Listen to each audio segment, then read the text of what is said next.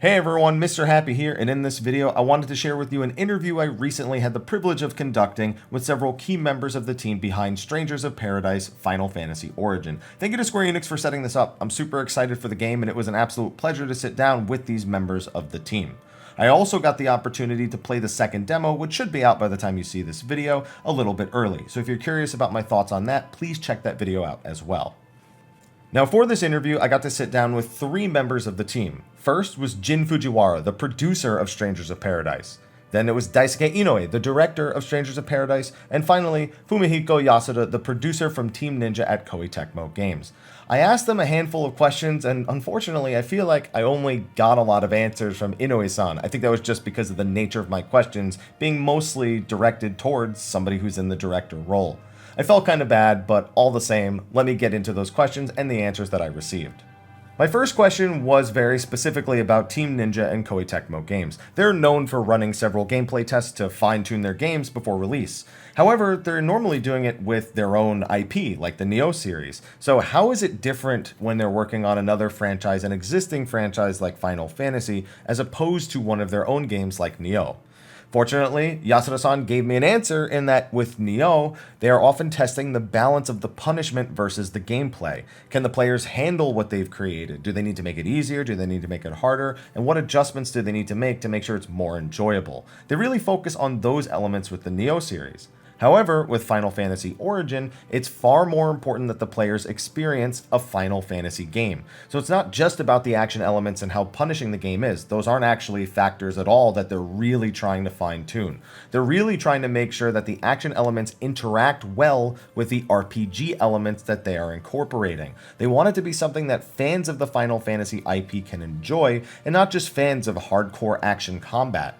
That's reflected in the demos, I think, as well, because there is easier difficulties that you can take on if you're someone who isn't too skilled at these games. We'll also get into some other answers about that a little bit later in this interview. Now, as a follow-up to that, I wanted to know exactly what kind of feedback they felt was most important from the first demo, and there was a specific answer I was looking for here, and fortunately, they gave it.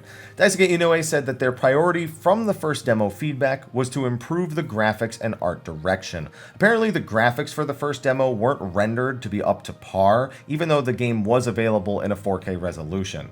So players had comments on that, and that was one big thing they wanted to work on. They also had comments about the atmosphere being too dark or muddy, and that it was negatively impacting players' gameplay. So while they did make other adjustments that weren't just the graphics and the atmosphere, those two things were definitely the most important things to address based on Demo Number 1's feedback. Continuing one more question down that road, I wondered if there were any things that they got feedback for from the first demo that they just weren't able to address in time for the second demo. There were, apparently, but Inoue-san was told not to mention any features that are not in Demo Number 2 yet, so please look forward to those later. I very quickly followed that up with a personal question about feedback that I had given, and that was in regards to the loot. There's a lot of loot in the first demo, so much so that I kind of just didn't even care to look through the items most of the time. I just wanted to find something that had maybe one or two substats that I was looking for. They said they're definitely aware that there is a lot of loot that the player gets that they either can't use or they don't want to use, and it just fills up their inventory. While they do have sorting features, they instead want to make sure that there's a way to take this unusable loot or unwanted loot and make it more valuable, but they couldn't say anything else. I'm looking forward to that because, again, there's a lot of loot in Demo Number 2, and I was like, I kind of wish there was a way I could make this a little bit more useful. Alright, taking a step back, they had mentioned that because it's a Final Fantasy game, they want to make sure the RPG elements are at the forefront.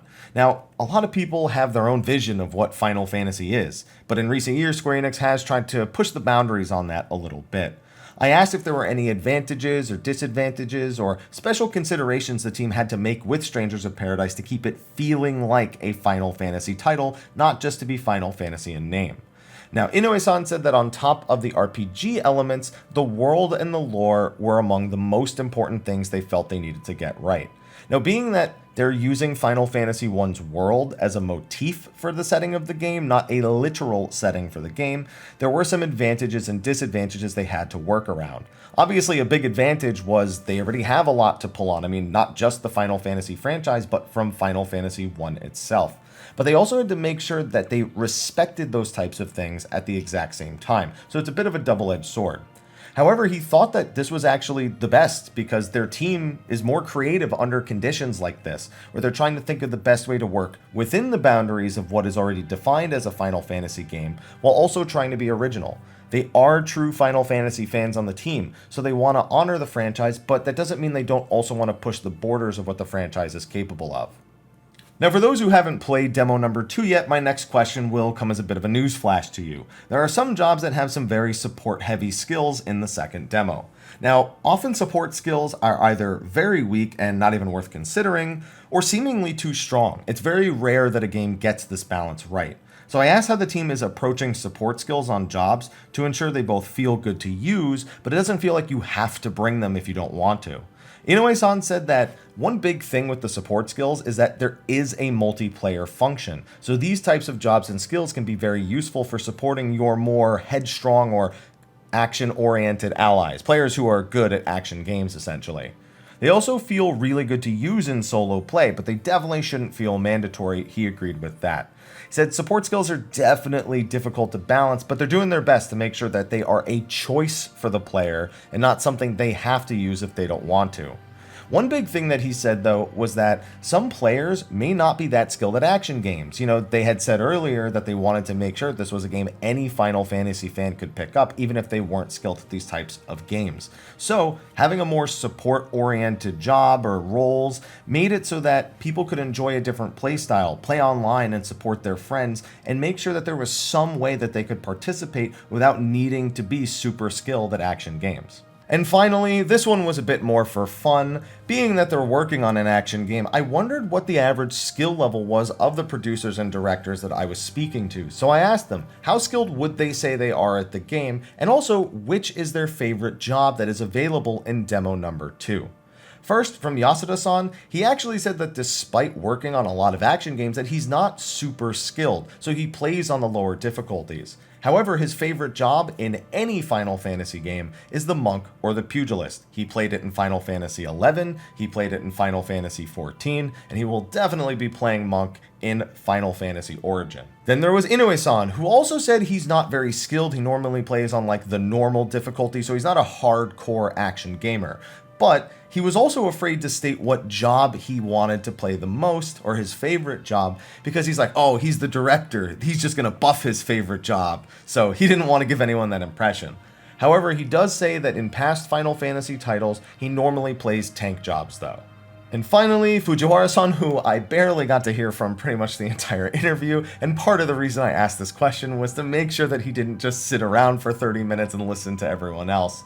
He said he's also not very skilled. He'll normally play on the easy and casual difficulties, but in any sort of RPG, he's a big fan of the duelist or the thief. He prefers roles that attack very fast, and of course, things that steal things. So that's his go-to in all RPGs. And that was a wrap to my interview with several key members of the development team for Strangers of Paradise Final Fantasy Origin. They were really laid back and cool, and I appreciate them giving me their time as just a lowly YouTuber that just really wants to see this game do well. Thank you all of you for watching. Make sure you go try demo number 2 and check out my thoughts on it. I'll also be uploading a playthrough of demo number 2, maybe in multiple videos, because it might take quite some time, especially if I'm playing on the hard difficulty. Anyway, with that, thank you for watching. I'll see you all in the next video, and until then, take care.